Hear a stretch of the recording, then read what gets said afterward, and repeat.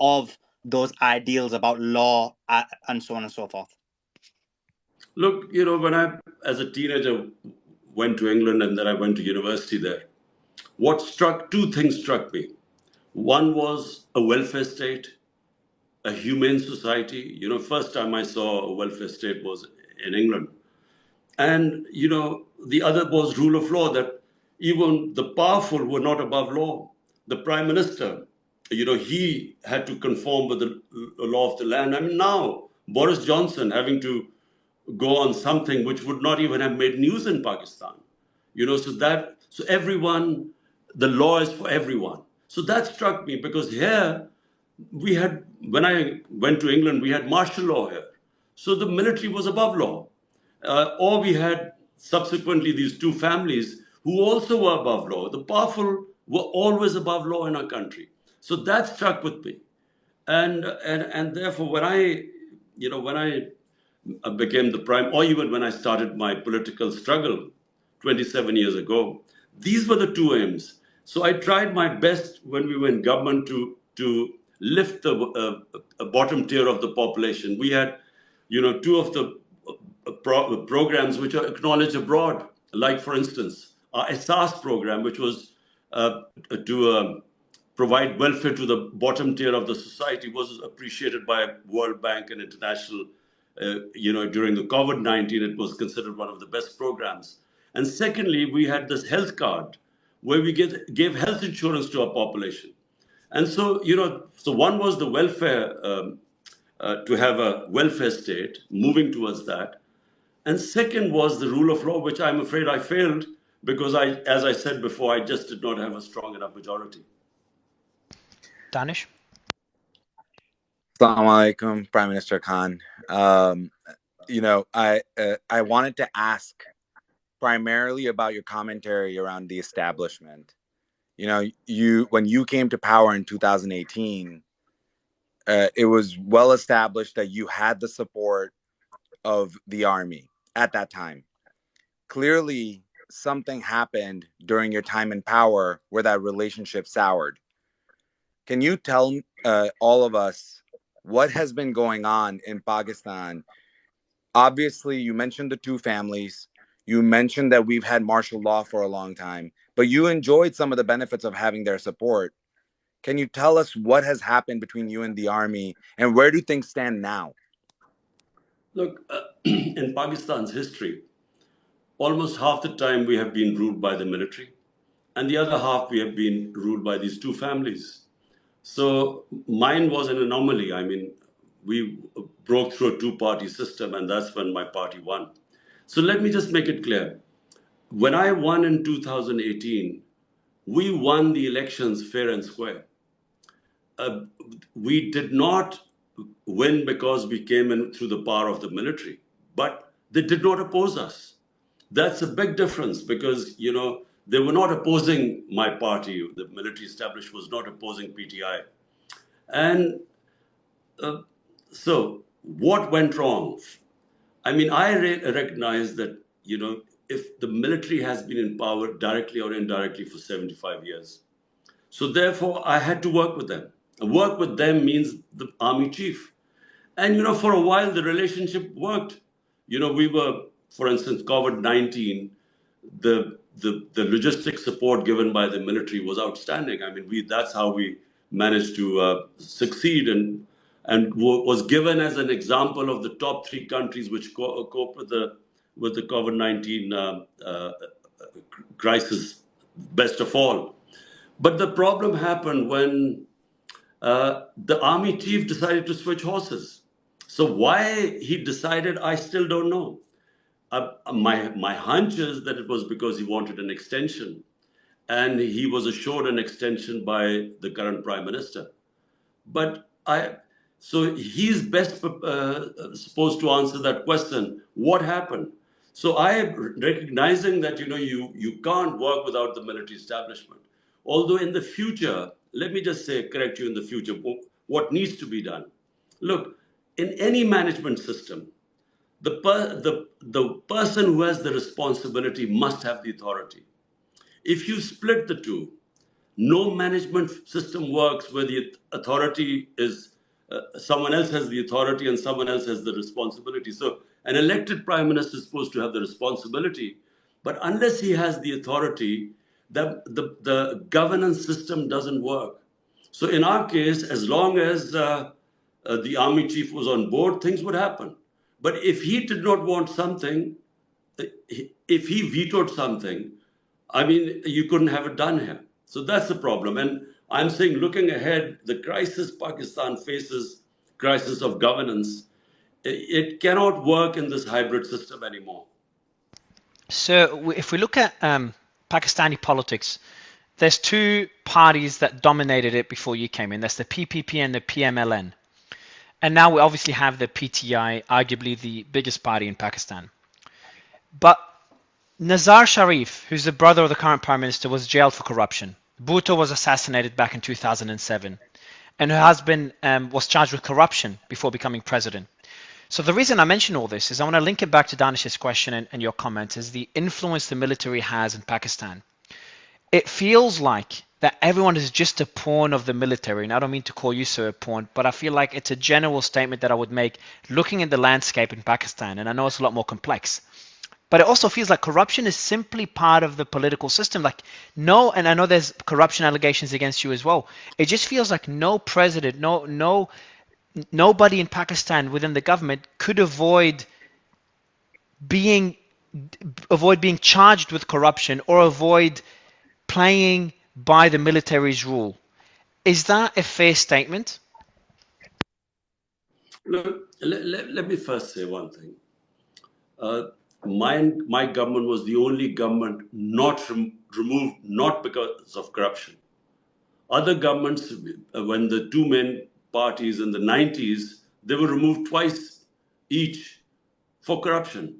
And the corruption charges against the two main parties we inherited them. When they were in power, these corruption cases against them were made then. One of them was the famous Panama scandal, where there was an expose of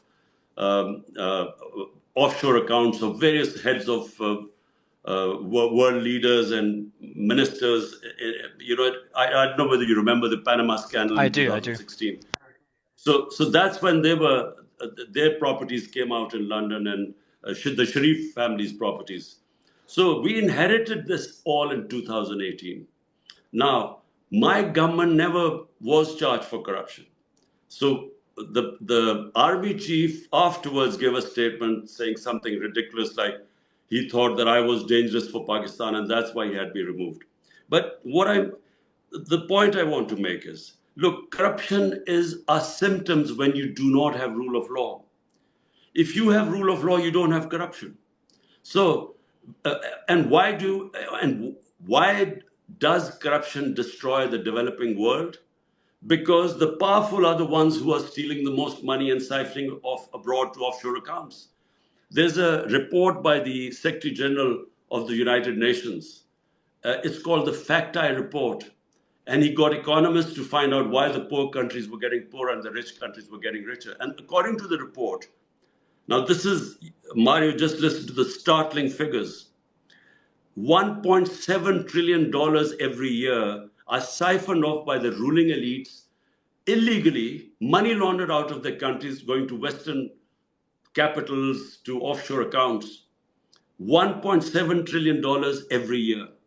And there are about $7 trillion of money parked into these offshore accounts from the developing world. So what is happening is that the ruling elites, because they don't have rule of law, the powerful are above law, they manage to get away by plundering their countries. So the poor countries are getting poorer and the rich are getting richer. And one of the reasons why you have these immigrants sort of dying to cross over to the rich countries is because the rich countries don't do anything about it. Because they benefit from this inflow of capital, they don't try and stop this. And I tried to raise this at the United Nations. So in Pakistan, the reason why we have not been able to convict the powerful, although there's so many cases of corruption against them, is because weak law enforcement. The powerful always manage to get out of it. And the problem also is that we had the General Musharraf. Now he spent billions of rupees trying to have these two families convicted because he removed them on corruption.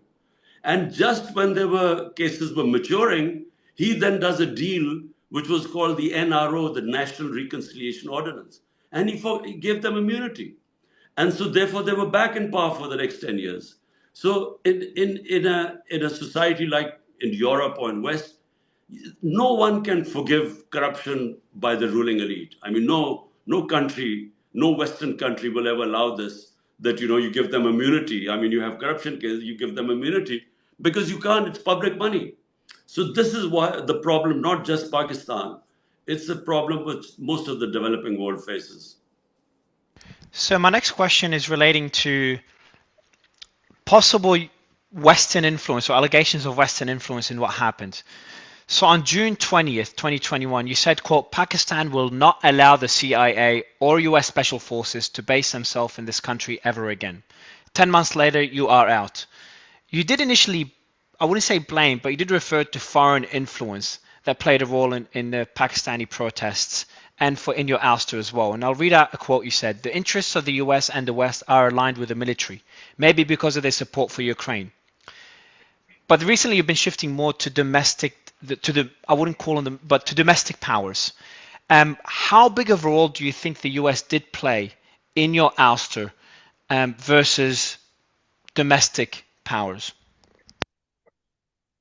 Look, Mario, when I made the statement that,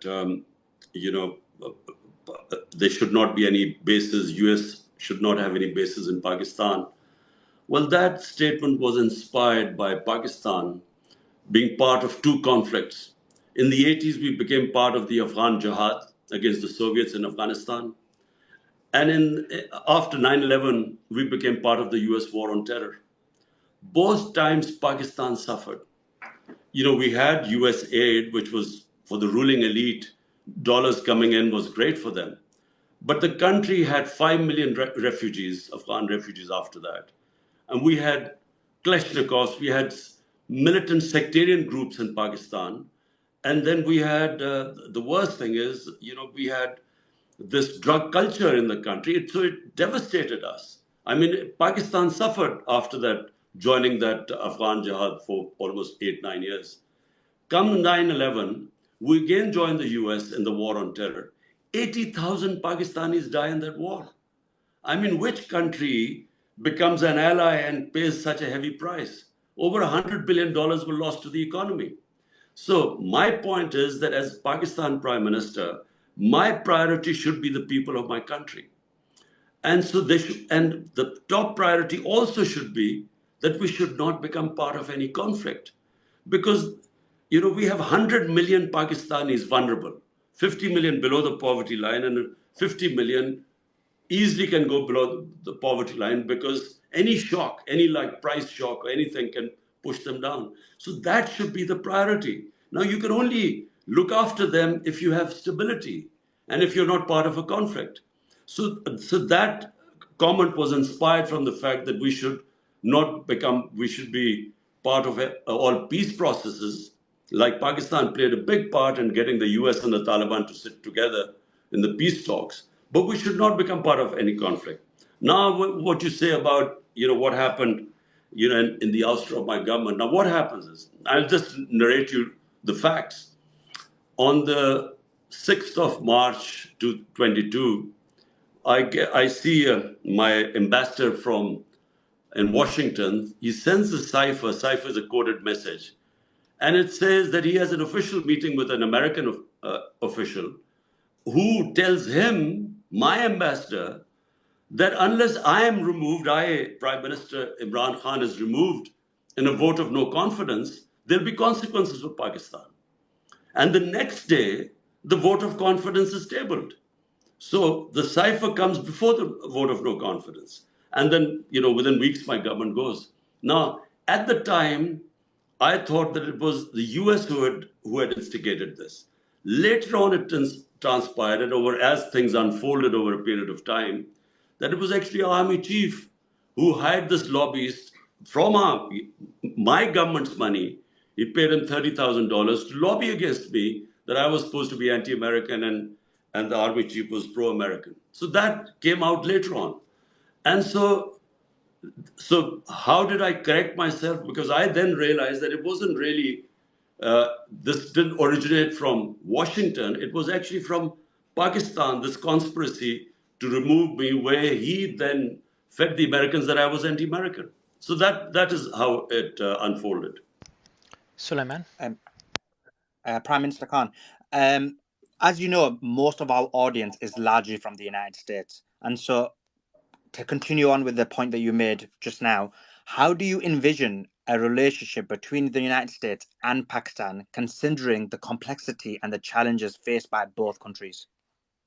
Look, Pakistan should always have a good relationship with the US simply because not just that the US is a superpower, but Pakistan's biggest trading partner. I mean, Pakistan main our highest exports are to the US, but not just that. The most powerful expatriate Pakistan community are the Pakistani American community. So we should always have good relationship with them. And so if you ask my point of view, I mean, whatever this cipher and whatever happened, for me, it's all in the past. The thing is that it is important for us to establish good relationship with them. And by the way, I had very good relationship with the Trump administration.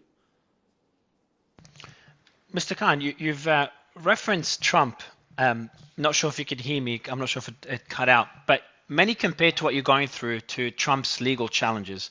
Both of you have been indicted. Both of your supporters call this a political witch hunt. I would not call that comparison because what's going on in Pakistan is significantly more serious, in my opinion, to what's happening in the US. But what would be your message to any Trump supporters that make that comparison? Look, it's completely different. What's happening and I'm not fully aware of the cases on Donald Trump, but mainly because, as you pointed out, my situation right now, all my concentration is really dealing from a day-to-day basis. It's a sort of game of survival right now here. But I can tell you that the cases against me, if this was happening in the United States, there would be a public uproar. You could not, a man, I've been known in this country for 50 years. I've never had one criminal case against me. And at the age of 70, suddenly, I have 170 cases against me. And there are 40 or 50 terrorism cases. There's blasphemy case. I mean, now there's latest a murder case. So no one in this country believes this. Just for the audience, I am the biggest, I received the greatest amount of funds. I have done more charity work in this country than anyone in the history because people trust me with their money. I mean, I run this sort of two cancer hospitals, which are the biggest charitable institutions in Pakistan, and a third one about to be completed this year. Then one university, again, 90% scholarship for students. So, and then another university about to begin. So all for charity. It's because people trust me with their money. So now no one in this country believes this nonsense. That certainly in the last few months, I have 170 cases against me, criminal cases. So to answer your question, it has to be different. I mean, in US, if these cases were made against me, I think there would be a public uproar because they're just ridiculous cases. Whenever I go to the court, they give me bail because there's nothing. They're bogus cases. That's why now the government is trying to have military courts, and so the effort will be now to try them in military courts because in civil courts they can't convict me. Danish? Sir, we can't talk today without discussing the fact that Modi is visiting the US right now. And over the course of the last 48 hours, and I know you've had many battles with India on the cricket court or cricket matches in the cricket pitch. But, right now, Modi is aligning himself very closely with the US. They just signed multiple alliances, including in fields like AI, in chip manufacturing, in terms of visas, in terms of every single way that they could possibly align themselves. India and the US are building this alliance. It's clear that it's happening as India is worried about what's happening in the Indo-Pacific. What are your thoughts on what's happening between India and the US? And of course, how do you think that impacts Pakistan? Well, look, it's good for India. This alliance is very beneficial for India. And I see the US interest in this alliance because, the containment of China. And so, this was always going to happen. In fact, this alliance was building up. It's not that it's happened suddenly. The For Pakistan, the worrying thing is that, we remember in the 60s, right up to the 80s, Pakistan was actually ahead of India in most of the economic indicators. And sadly, from 90s onwards, when we had these two families taking turns to rule us and misrule us, from then onwards, not only just did India overtake Pakistan, but also Bangladesh.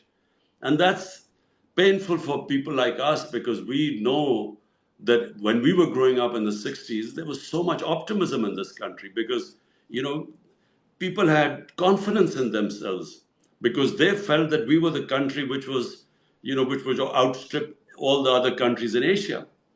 And so now watching this, I guess, from point of view of India, and I have to say, I always had, a lot of love and respect in India because of cricket. And when I became the Prime Minister, I always thought the first thing we must do is to have good relationship with India. But unfortunately, in India right now, there's the RSS philosophy, and that's very anti-Pakistan. And no matter how I tried, we found we hit a brick wall because I think this ideology of RSS and BJP is just not friendly towards Pakistan. So from that point of view, it's sad because our main issue is Kashmir. And if we could resolve the issue about Kashmir through dialogue, uh, you know, it'll be the greatest thing for the subcontinent. And especially even for India, because India then has access to Central Asia through Pakistan. But unfortunately, right now, I do not see this situation. I just don't see any breakthrough between Pakistan and India. Suleiman?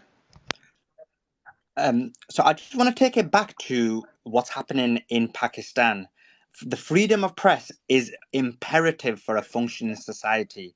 And for that, you need journalistic integrity. They should be allowed to report on whatever they want to report on. And I speak a lot about the problems that we have in the West in terms of mainstream media, but I was baffled to hear about the level of censorship that was occurring in Pakistan to the extent that even mentioning your name was censored. So my question is twofold. First of all, in terms of what's your thoughts about this censorship that's occurring in Pakistan? And the second point is about journalists that are being persecuted just on reporting the true events that are occurring in Pakistan. Look, Mario, I'm a student of history. And, just for all the listeners, if you look at the short history of Europe, after the Second World War, half of Europe had democracy and freedom. The other half went into a totalitarian state where they had all the curbs on freedom of expression and freedom, basically. So the difference between the same Europe 50 years later, the Western Europe, which had freedom, became prosperous and way ahead, and Eastern Europe stayed back. Even Germany, it's the same German people, East and West Germany. There was a huge difference between the prosperity of Western Germans compared to the Eastern Germans, because whenever you curb freedom of human beings, you retard their progress. That's why real democracy is real freedom, and real freedom means prosperity and humans progress. So South and North Korea, the same Koreans. Look at the state of North Korea and look at South Korea. You can't compare the difference of development and prosperity between the two Koreas because they have put curbs on freedom. So Pakistan, unfortunately, as I said, is going through this dark period now. Not only are the decisions of our Supreme Court, of our judiciary, not only are they openly violated by the government, not only does the government not go by the Constitution. For instance, according to the Constitution, as interpreted by the Supreme Court, the elections of this biggest province where I'm sitting in Punjab was supposed to be on the 14th of May. The government just refused. They refused to hold it and not abide by the Constitution. And similarly, right now, I mean, our people go for bail, the courts give them bail, and then they get picked up by the police and on charges on other issues. So complete violation of fundamental rights going on right now. But the worst is the curb on media, because our media had gradually evolved over a period of time, just like our judiciary. The judiciary asserted its independence. Normally, it used to be subservient to the executive. And then our media, over a period of time, became vibrant and one of the most vibrant medias probably anywhere in the world. Now, there is complete censorship. Even my name is not allowed to be mentioned on national television. And worse, some of our best journalists, four of our best journalists have left the country because they were scared of threats to them. There were cases against them. One of the best investigative journalists, Arshad Sharif, had to leave the country and was actually murdered in Kenya. And then right now, for almost a month, the Pakistani journalist who has the highest viewership on YouTube, first they hounded him out of the main media. So he went on YouTube. He had the highest viewership. And he's disappeared for over a month. And the judiciary, they keep asking the police to produce him, and the police has said, we don't know where he is. So we've never really had this sort of draconian measures. Even Musharraf's martial law was liberal compared to what is going on right now. So I've got to ask you, taking a step back and focusing on your party and what happens next. So most people agree that if an election was to be held today, you would win. And I know you've called for earlier elections to be held. But you also face, as we said, 177 allegations, and that includes serious allegations like treason and terrorism and corruption and murder. Do you expect to run in the next presidential election? And what happens to your party if you are to be jailed? Because you did say that you expect to be jailed, and that's heartbreaking to hear. Well, look, Mario, the problem I'm facing is, in fact, the country is facing, is that the establishment and the government, I mean, the government is basically reliant on the establishment. All the 12 parties know that the moment there are elections, that's why they're running away from elections, that they'll be wiped out, as they were in the by-elections, despite all the support they got from the government machinery and from the establishment. I mean, they lost 30 out of 37 by-elections. So they know what will happen in the general elections. Hence, they're hiding behind the establishment. Now, for the life of mine, I do not understand why the establishment has taken this stance. Because you just cannot go against the will of the people. If the majority of the population is behind, if they want PTI, then you can't just wish it away by these draconian measures. Because the public opinion is like a spring. The more you press it, the more it comes out. So the more they have put these, the victimization going on right now, and by the way, again, it is unprecedented. I mean, never have we had the sort of measures we were facing right now. Even the families are not safe. All the ticket holders of my party are in hiding. Their houses get broken and they get, anyone there, the staff gets beaten up, they get vandalized, they get robbed. If they find family members, and young boys have been picked up, when the ticket holder has not been there. So I mean, it's unprecedented what is happening. But despite all this, the vote bank keeps growing.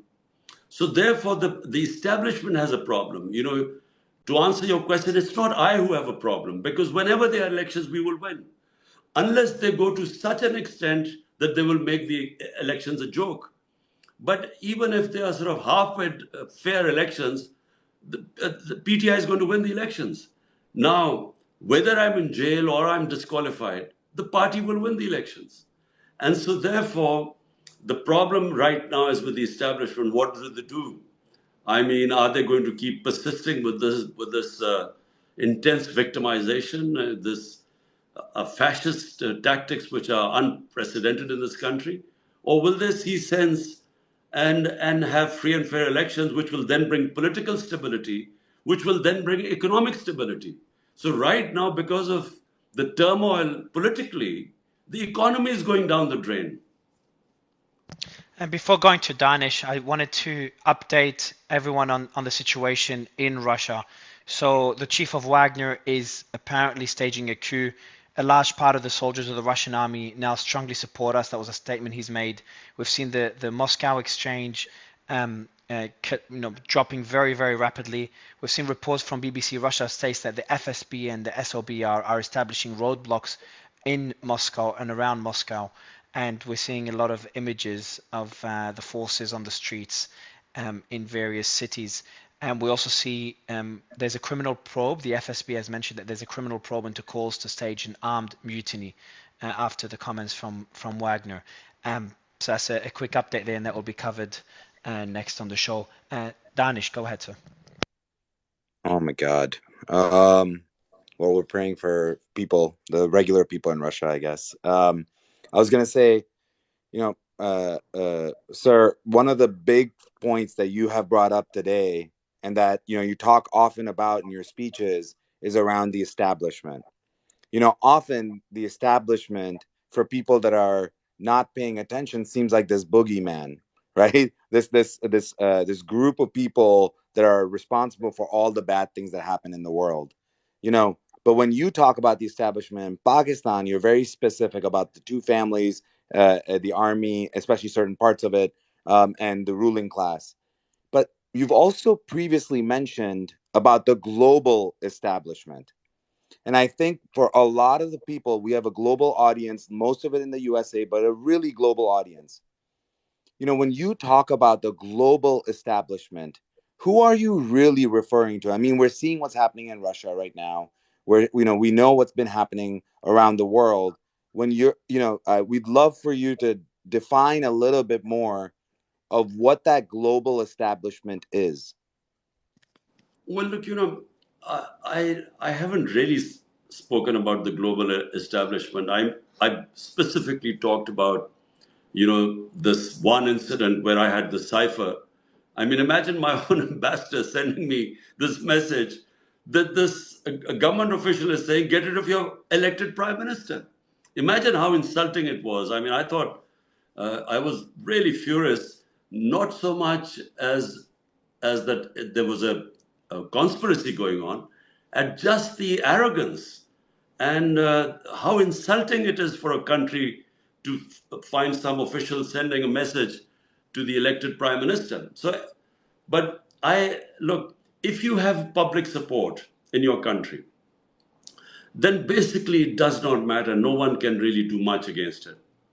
The problems happen when the political engineering can be done, when you have two or three players and then one gets picked up because they're supposed to serve your interest more. So then that establishment can come into play. But right now in Pakistan, when people say, look, you criticize the US regarding the cipher, and now you're asking for help.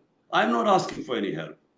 I don't want help from anyone else, from outside.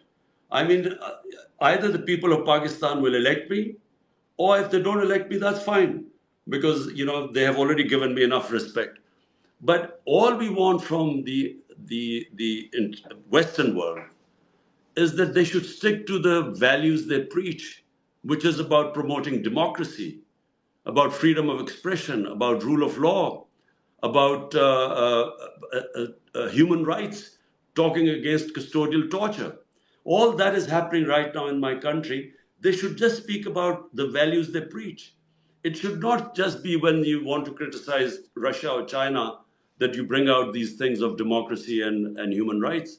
It should be wherever, and especially in a country of 250 million people, when you see that the democracy is being dismantled, they should speak out because this could have consequences later on. So, as we speak, we are getting reports from the audience. And by the way, for the audience, the bubble, the purple bubble at the bottom right corner allows you to comment and chat to other audience members.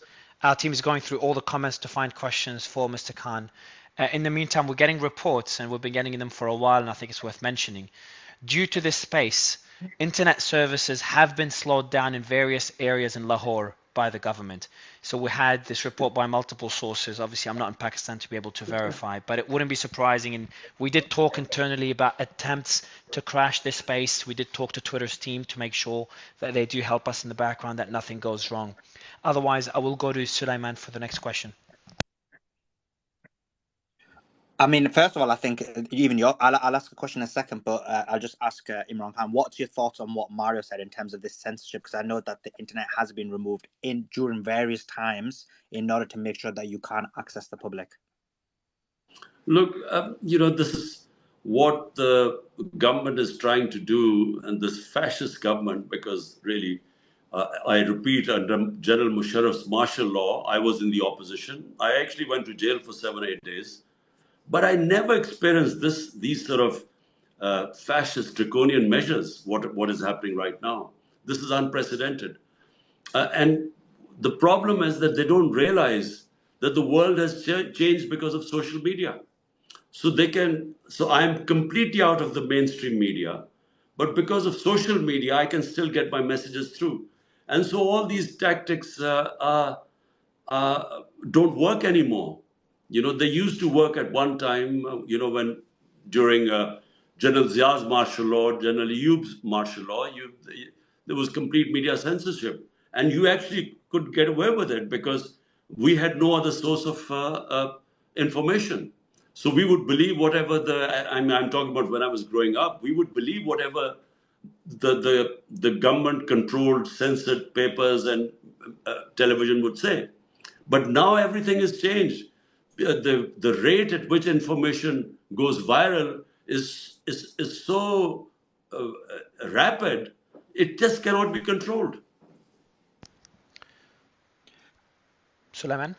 So, So another question I have is, you mentioned earlier about two families who have essentially been ruling Pakistan and taking turns in terms of owning the leadership of the country.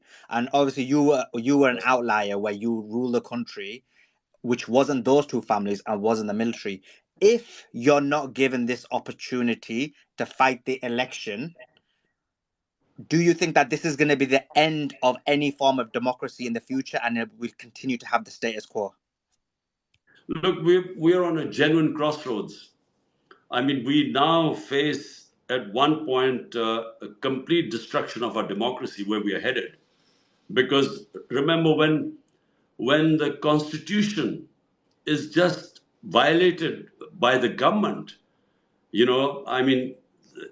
for instance, the constitution is clear that when you dissolve a government, and we dissolved out of the 4 provincial governments, my party was in power in 2 of them, which is 70% of Pakistan. So when we dissolved our governments, the constitution is clear that elections have to be held in 90 days. Well, the government refused. The federal government refused to hold elections. Now, this is unprecedented. It does not happen in a democracy. Secondly, right now, all fundamental rights are being violated, and the police openly flaunts them. I mean, the judges, for instance, asked the police to bring in the people who they have put in jails. First the police doesn't respond, and then when they bring them, the judges give them bail. They're immediately taken. Some other charges are levied on them. And then this media, total ban on media. I mean, I can't, my name cannot be mentioned on the media. I mean, this also has never happened before. So we are heading towards a blind alley now. If we keep going this way, Pakistan has no future. Because, as we know, with this political instability, which is the more you run away from elections, we are in a space where no one knows where Pakistan is headed, and therefore the economy is not going to go. We we have no way of picking up the economy if there's no political stability. So that's one way, and the other is free and fair elections. Allow the people to decide who they want to govern this country, and then once a government comes in with a proper majority and the backing of the public, then conduct sweeping reforms, reform and governance, establishing rule of law, bringing the powerful under the law. And then the problem we face, the economy, the two twin deficits, the fiscal deficit and the current account deficit.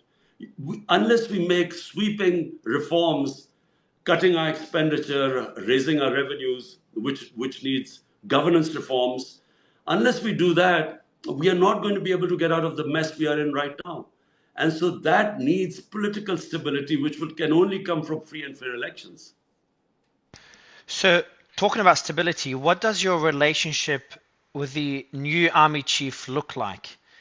If PTI were to win the next election and you become prime minister once again, what would that relationship look like? Because we would expect that relationship to be in good working order for there to no longer be any clashes. Well, at the moment, I'm afraid there is none. Although I've constantly asked for dialogue with the army chief because he holds the power. I mean, the coalition of parties are basically puppets now. So I've asked for dialogue, but unfortunately have no response from his side. And so whatever, what do I say, animosity or whatever reservations he's got about me is from his side. So I understand that you have to work with the establishment, although there has to be a new equilibrium, because I again repeat that you cannot have a system where the responsibility lies with the elected prime minister, but he does not have the authority to implement his program. So that has to happen. At the same time, the establishment has a role, but that has to be defined again, because the way things are right now, the hybrid system which we've had so far has clearly not worked, because as I said, in the last 30 years, first India overtook us, and then Bangladesh overtook us.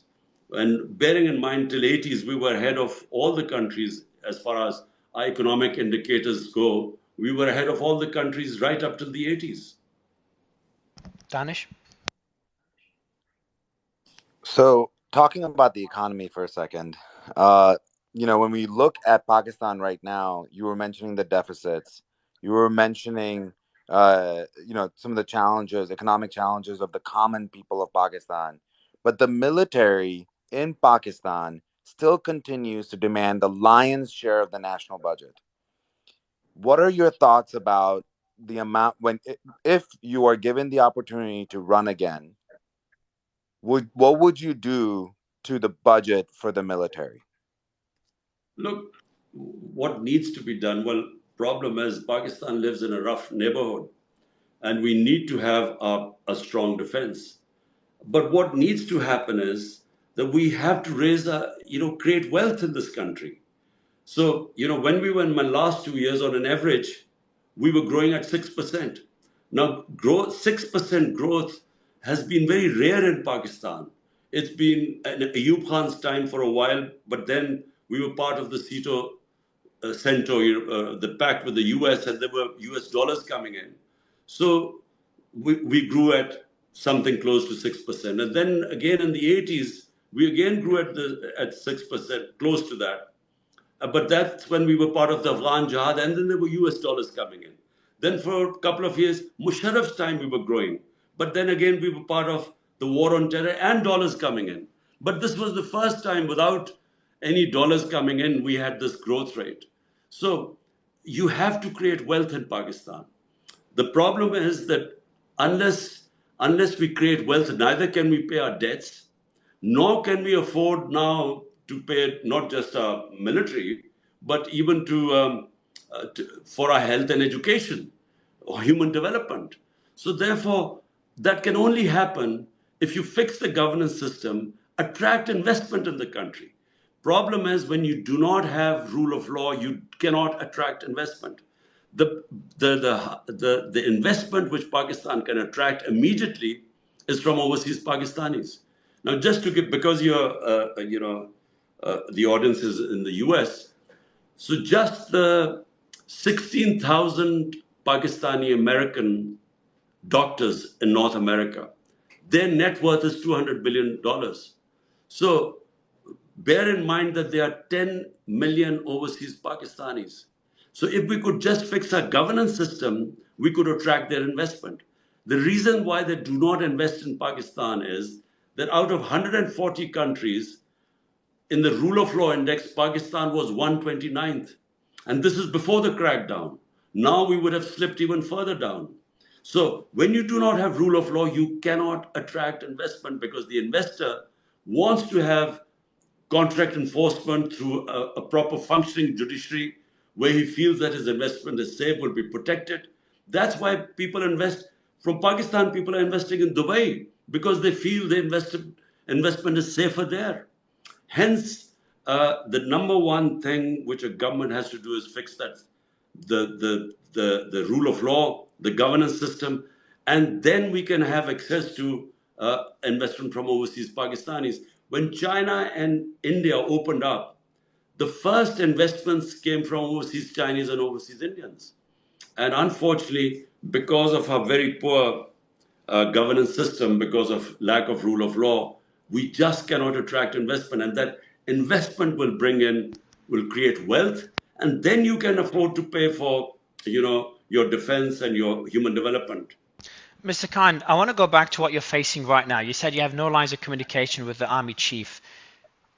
What can you do, if anything, to avoid what you're facing, to avoid possibly going to jail? And I'm framing that question in a way, because I'm sure the army chief or his team is listening to this.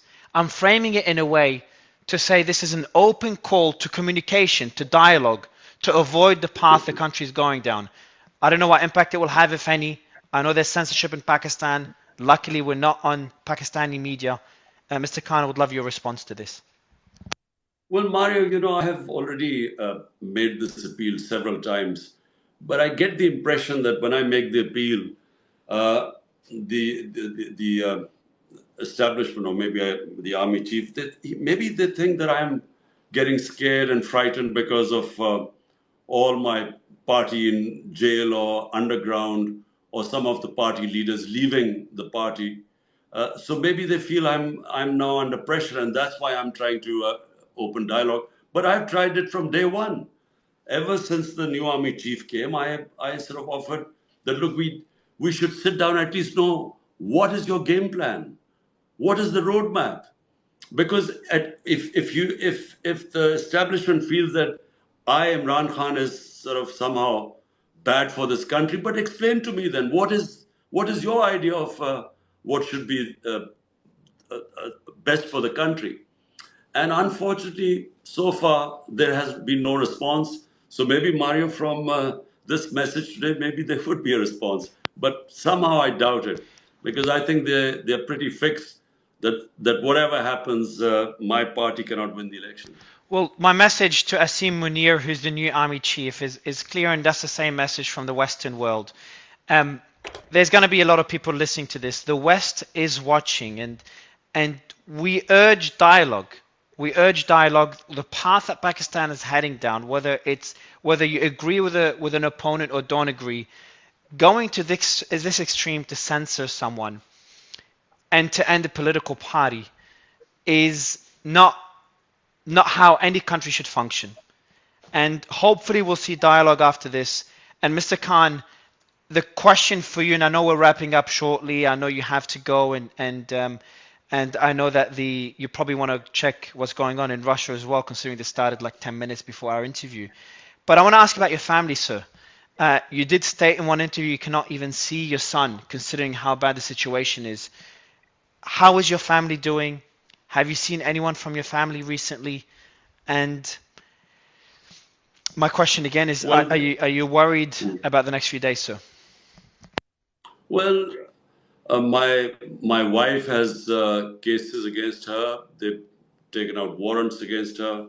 My sisters, three of my sisters, they've gone after them.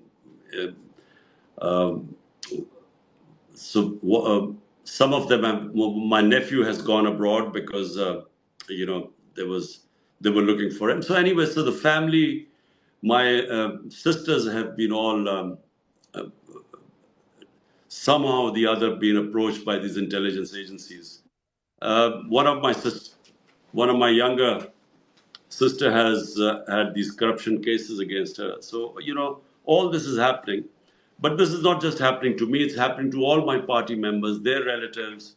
There've been cases, on all of them, cases whether it's corruption, whether it is tax department, whether it is FIA, all the agencies. The main concern right now, I mean, you'll really be shocked, all the agencies of the government, the institutions of the government, their one aim is to somehow destroy and crush PTI, the party.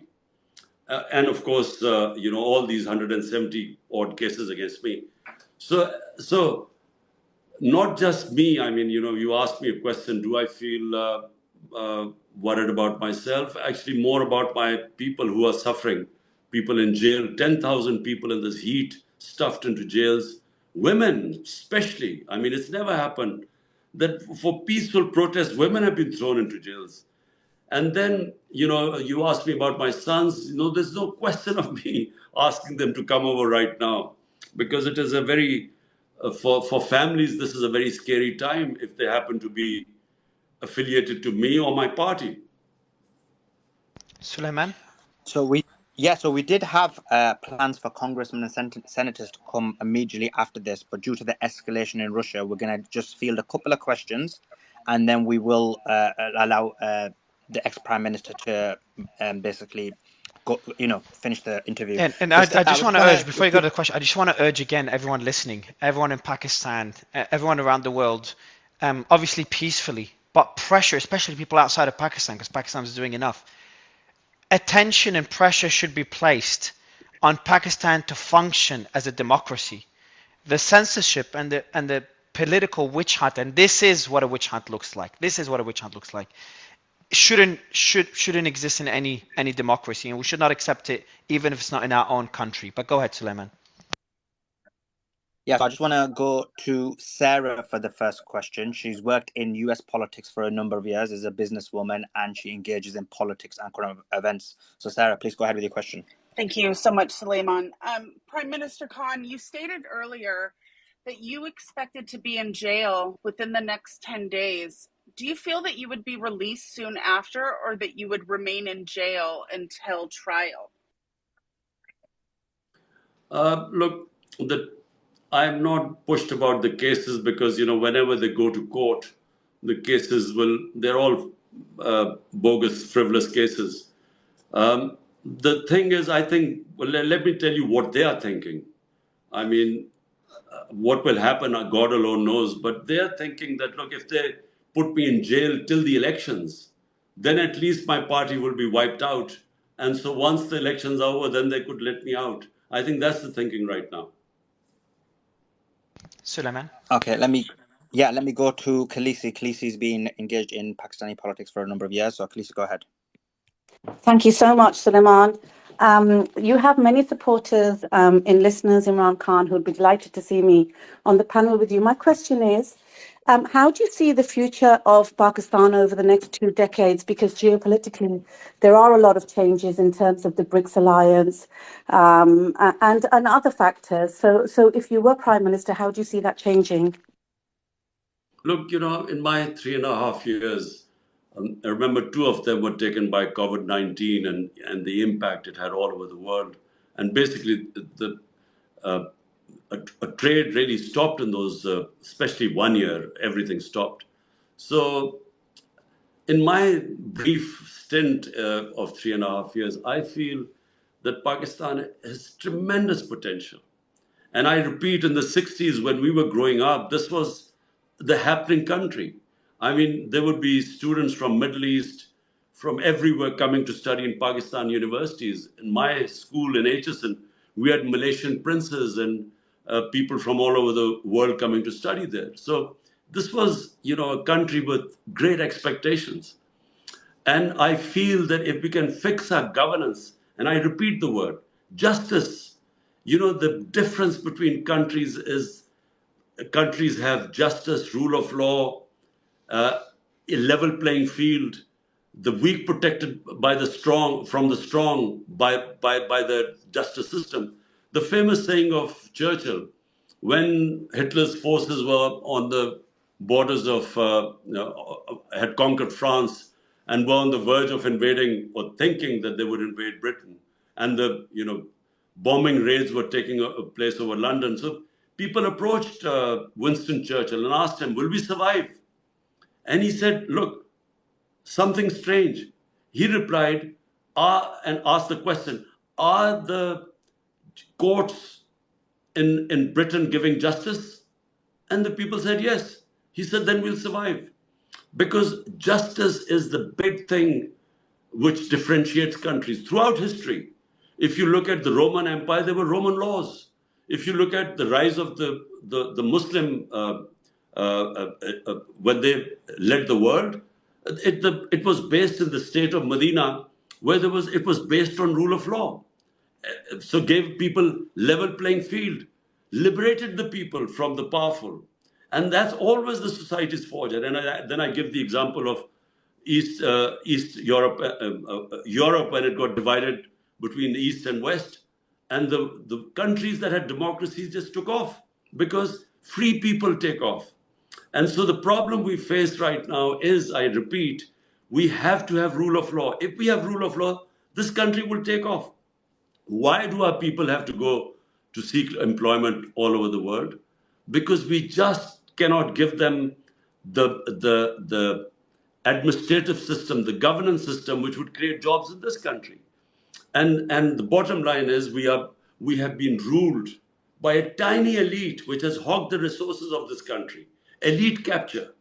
They have captured the resources and they just do not give freedom to this country to achieve its potential. So my answer is, if we can fix the system, this country can take off. It has all the resources. It has talented people. But right now we are stuck. We have, as I said, we are on a crossroads. Either we go the democratic way, or we are going, back to the old dark days of fascism, of dictatorship, and then there is no hope. Bushra, I want to give you the mic for a quick question, and then I've got final two important questions for you, Mr. Khan. Bushra, a question for you. Yeah. Go ahead. So let me just go to Bushra, and she is a political commentator in the United Kingdom and is a regular on GB News. Please go ahead, Bushra.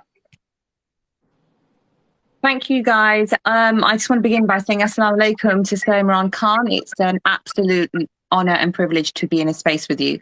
So I want to start by saying that. And I just wanted to echo the fact that you have millions of supporters internationally in the UK. Although we live in the UK, we are those that come from Pakistan. Our hearts are also always with Pakistan, and all we've ever wanted is that country to prosper. And we imagined one day that our children would go back and be exponentially proud of what Pakistan has become. So I commend you on every single effort, Sir Imran Khan, that you have been doing for the 27 years in politics. So that's what I'm going to start with.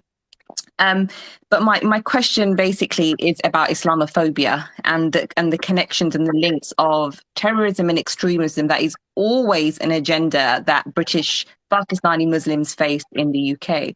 And I just wondered, in your ministerial position, did you ever come across that with other global leaders where you felt like they were also trying to vilify Pakistan to say that perhaps terrorism was born out of that country, because British Pakistani Muslims face that on a daily basis simply for being from Pakistan? You know, let me just say that I saw first time Islamophobia start, when the Iranian Revolution took place in 79. So there was a fear in the Western countries that all the Muslim world would be swept by what they call fundamentalists ruling the countries, and not really understanding the dynamics of why that Iranian Revolution took place. And then the other milestone was when Salman Rushdie wrote that book, Satanic Verses. And in the Western countries, they could not understand the Muslim reaction. They thought it was, Muslims were against freedom of expression. But they couldn't understand the love, respect, and reverence Muslims have for our holy prophet, Muhammad, peace be upon him. So we, the heads of Muslim countries, never tried to explain to them, because their attitude to religion is completely different to how we look at religion. I mean, when I went to England first time, there were satires on Jesus Christ. So this is unthinkable about us, even thinking of making a satire on Jesus Christ. So I realized that they view religion completely differently, and we had not explained to them how our Prophet Muhammad, peace be upon him, lives in our hearts. And we couldn't explain to them why it causes us so much hurt and pain. And that I blame the Muslim leadership. I mean, the OIC, when I addressed the OIC as a prime minister, I tried to tell them that, look, it was our duty to tell the Western countries.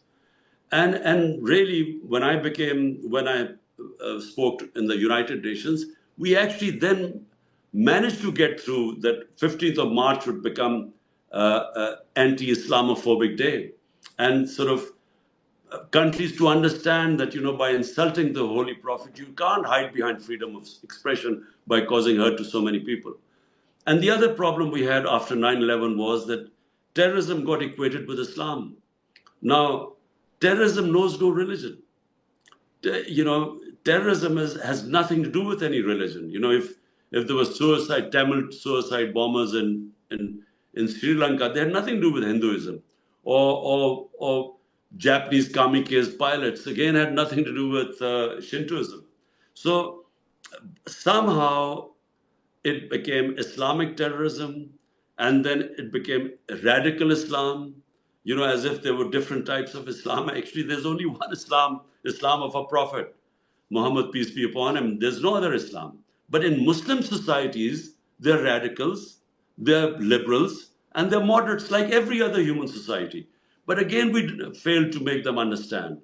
So as a result, whenever there was a Muslim involved in a terrorist attack, the whole 1.5 billion Muslims were somehow held responsible.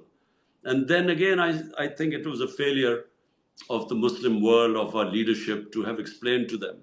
So this Islamophobia started with ignorance on the Western countries not understanding what Islam was, and our inability to make them understand it. Mr. Khan, I want to I've got two final questions for you, sir, because I want to be very cognizant of your time.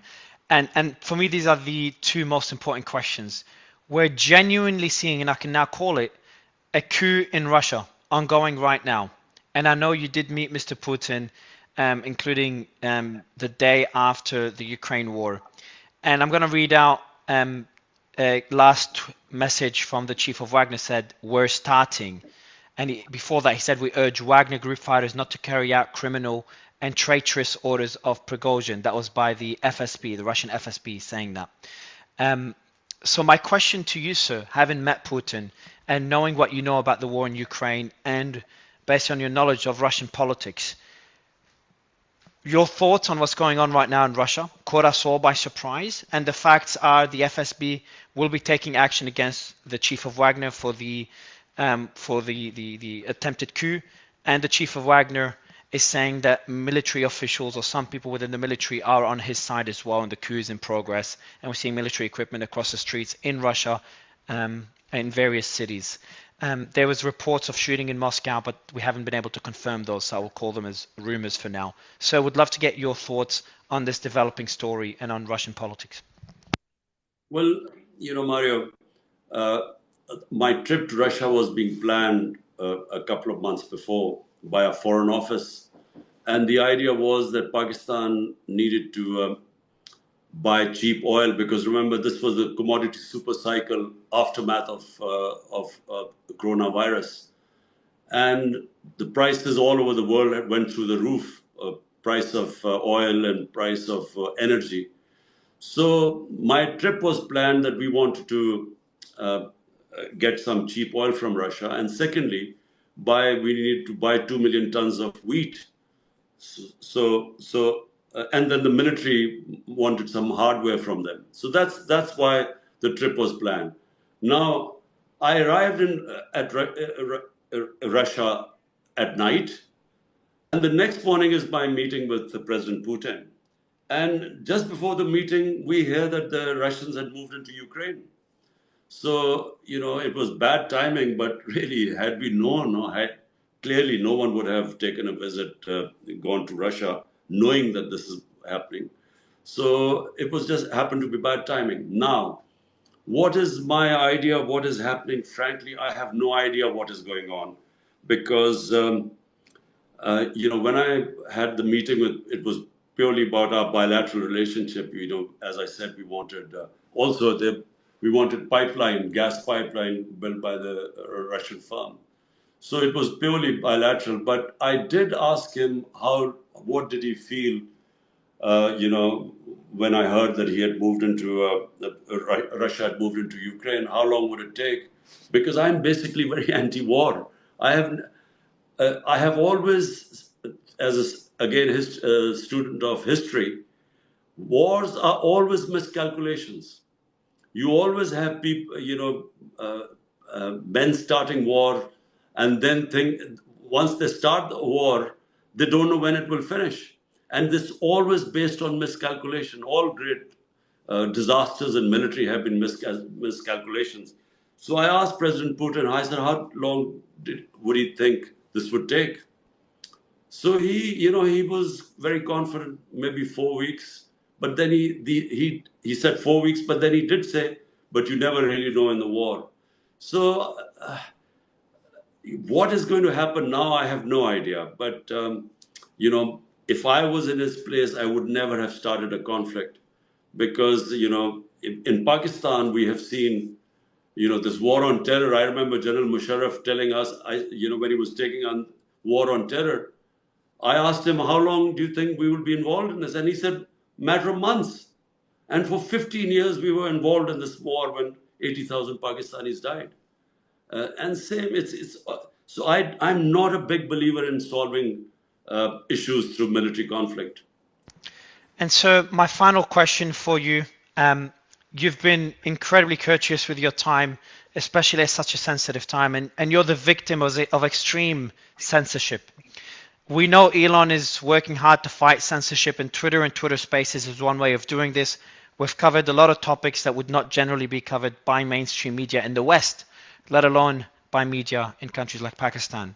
So my question to you is, would love your thoughts on what Twitter is doing to fight censorship, what other people in the West and around the world are doing to fight censorship, and lastly and most importantly, your thoughts on this journey, this experience on this interview on Twitter Spaces, and the discussion so far, Mr. Khan. Well, look, Mario, the Twitter is, for me right now, it was my main way of communicating. Because as you know, I'm completely banned on all mainstream media. So were it not for Twitter, I would not be able to get my messages through. And also I do record my videos and they go on YouTube. So, for someone like me, we are grateful for this ability to get our message through. Because and frankly, the worst thing that happened to a country is when you put brakes on freedom of expression. Because, once you stop criticism in a society, the society has to go down. Let me say, as a cricketer, I wasn't the most talented, but I was more successful than others because I was my most my greatest critic. And I would always read reviews of people who I valued, whose criticism I valued, because that's how you improve yourself. So when a society deprives itself of criticism, it is only one way it is going to go, downhill. And again, I repeat the example of countries with democracies. The better the democracy, the more the country prospered. The more freedom you give to a country, the more it goes up. And the more you clamp down on expression and fundamental rights in a country, you destroy its future, because you destroy its freedom. And only free people prosper. So, though throughout if you look at the history of mankind, it has been a constant struggle for humans to be free of controls. If you look at the British history, it was Magna Carta which started putting curbs on the power of the executive, and then sort of gradually the democracy evolved. We in Islamic history, we started off at very democratic societies where we had the executive was firmly under the rule of law. And that's how we started. We ended up moved towards monarchy, and our freedoms disappeared.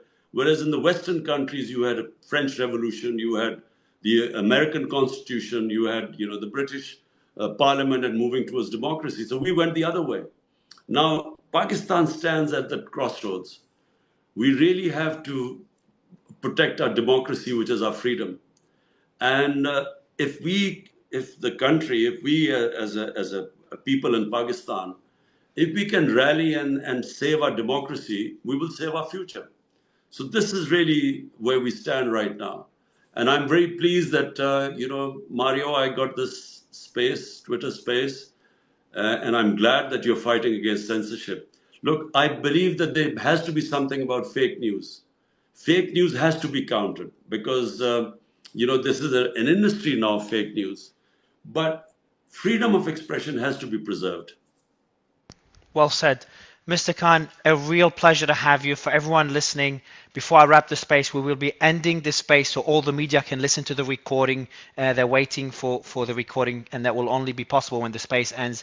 And in 4 to 5 minutes, we will start a new space to cover live the coup that's happening in Russia. The team is ready. Otherwise, most importantly, former Prime Minister of Pakistan, Imran Khan, such a pleasure to join you, and our thoughts are with you over the next few days. Thank you, sir. My pleasure, Mario. Thank you. Thank you, sir. Everyone else, we'll see you in a few minutes. Suleiman, Danish, I will end the space now, and then we will start another space in about 4 to 5 minutes.